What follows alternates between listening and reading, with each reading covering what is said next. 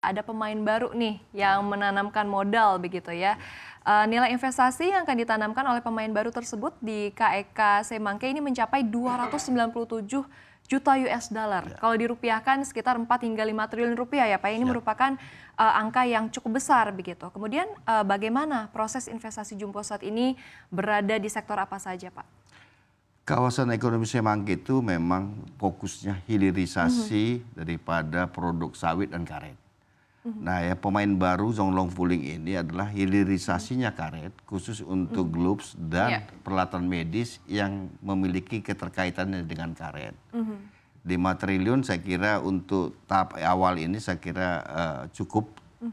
Walaupun dengan skenario RKP 2025 cuma 6,1. Tapi kami yakin ke depan tahun ini akan lebih besar dari RKP tersebut. Nah Pak, total target dari investor yang akan didapatkan oleh KEK Semangke di tahun 2025 ini seberapa besar Pak? Kalau target dari pemerintah cuma 6,1 T. Ya. Sekarang sudah masuk 5 nih. Kemungkinan kita yakin dan optimis melihat geopolitik dan ekonomi itu bisa mencapai 10 T. Karena memang target okupansi lahan itu kan 150 hektar. Yang ini kan sudah 50. Sebenarnya ada yang kecil ya, sekitar 12 hektar baru penandatanganan tapi dari pihak India. Jadi pihak India ini China. Kita harapkan besok lagi ada mungkin pemain-pemain baru dari daerah-daerah Eropa juga, tapi sekarang agak kurang. Mungkin karena pertumbuhan ekonomi Cina dan India yang tinggi gitu. Saya kira gitu Bu. Oke Pak, tantangan begitu ya, tantangan dari global, kemudian juga perekonomian dunia yang saat ini juga sedang tidak baik-baik saja, kemudian banyaknya investor yang saat ini sedang beralih ke Vietnam dan juga Thailand begitu ya, dan memang meskipun Indonesia memiliki banyak sekali advantage begitu ya, tapi tetap saingannya juga cukup besar. Nah, apa yang mendasari Pak optimisme ini di tengah tantangan yang ada? Indonesia dari periode Jokowi dengan Prabowo ini investor melihat stable, dan secure, aman. Itu yang biasanya salah satu investor melihat gitu. Yang kedua pasti dia lihat dari sisi cost. Yang ketiga dari sisi biasa sekarang Paris Agreement lah, untuk lingkungan yang sustainable gitu. Kita yakin kenapa ada trade war sekarang, trade war, perang dagang antara Amerika dan ini. Pastinya investor memilih tempat yang secara ekonomis mungkin stabil, secara politik dan keamanan aman. Gitu. Maka kita yakin bahwa Indonesia akan menjadi sasaran destinasi daripada investasi tersebut. Gitu. Oke, berarti artinya di tengah perang dagang ya Pak ya, karena kalau kita perhatikan Amerika ini di tahun 2018 ya Pak ya, Donald Trump itu nampaknya hanya terhadap China. Tapi sekarang kalau kita lihat AS terhadap beberapa negara lainnya seperti Kanada dan juga Meksiko, bahkan negara-negara Eropa lainnya. Berarti di tengah ini Indonesia aman-aman saja Pak, tidak terdampak begitu ya Pak?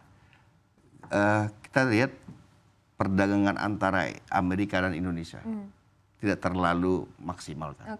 Posisi ini mungkin tidak menjadi sasaran daripada Amerika gitu.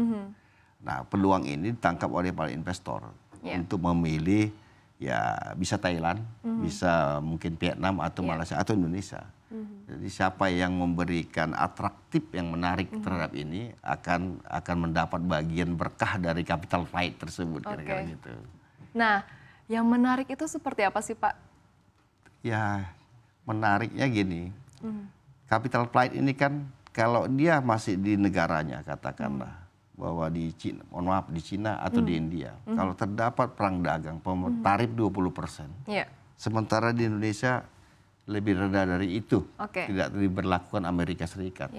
Ini kan nilainya kan nilai varian daripada duit, nilai uang yang harus bisa dimanfaatkan mereka gitu. Itu yang menarik ya.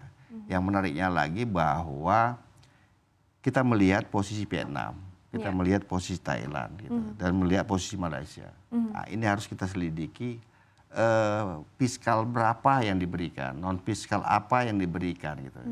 Kita berharap pemerintah juga memantau dan melihat perkembangan-perkembangan itu. Oke, baik.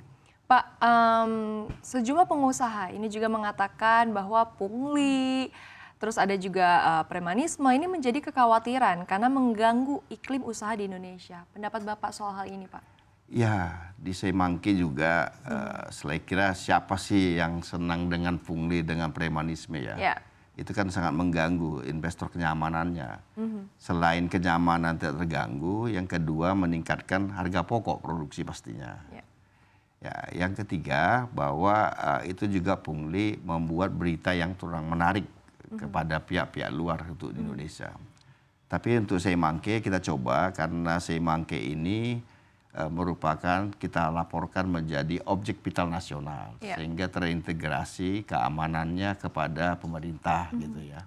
Dan yang kedua di sana juga kita implementasikan serikat pekerjanya dan juga kita secara integral secara koordinasi kepada APH sehingga kita harapkan investor itu nyaman dan beroperasi di kawasan ekonomi Semangke. Itu kira-kira pandangan saya kalau mengenai pungli dan premanisme. Kalau bisa ya, tidak ada lah kalau gitu supaya mereka nyaman untuk beroperasi di Semangke.